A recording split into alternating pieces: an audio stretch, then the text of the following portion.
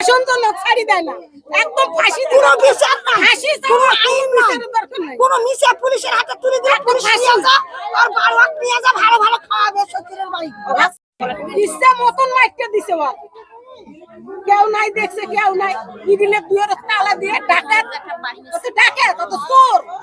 ঘরে ছুটি ছিলাম, আম্মু উঠছিল, আব্বু ঘরে যাইছিল, আসার পর আব্বু চিল্লা চিল্লা লাগাইছিল, ঘর ছুটতে কইছে, আম্মু উঠছিল, আম্মু ধাক্কা দিয়ে ফেলে দিছে, যার পর খুন্তি বার করে মাথায় চোট মারছে। তারপর চোট মারার পর জানটা একটু বাঁচা ছিল, তারপর নলি টিভি ধরে মারি ফেলাইছে। তারপর আমাকে টানি নিয়ে গেছে ঘরে, কষে কি চিল্লালে পেটে খুন্তি ঢুকি দিবে।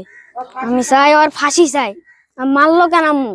3:40 দিক চিল্লাচিল্লি হচ্ছে, পরে জিজ্ঞাসলাম যে কি হয়েছে, পরে কথা বাড়ি থাকলে হবে, খালি খালি কথা যে কি হয়েছে কি হয়েছে, মামা মারি ফেলাইছে ওনার স্ত্রী। পরে আমরা আসি দেখি যে মারি ফেলে একবারে বাতা টাতা করে আউলি একবারে ওখানে বসিয়ে আছে। কানাহার গুন্দিপাড়া।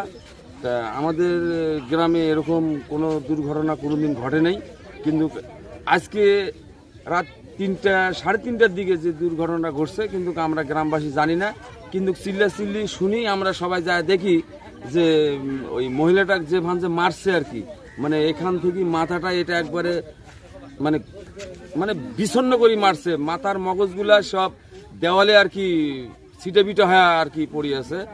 তা ওদের স্বামী স্ত্রীর যে কি নিয়ে গন্ডগোল পাড়াবসী আমরা এটা কেউ জানি না, কিন্তু যে ভাঞ্জে মারছে আর কি, সেই হিসেবে ওই ছেলেটা মানে ফাঁসির ঝুলি মারার দরকার, যে এই জন্য মারার দরকার যে এরকম দুর্ঘটনা যেন আর কেউ না করার সাহস না পায়।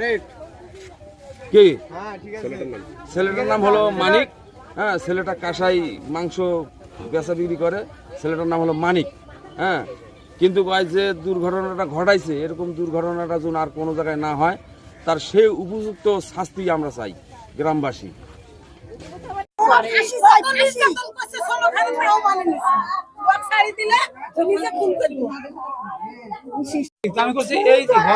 আমিও পিছিয়ে পিছিয়ে উঠে আসলাম, আসি দেখছি এই জায়গা খারাপ হয়ে আছে, আর ওই আইজুর মুখে আমার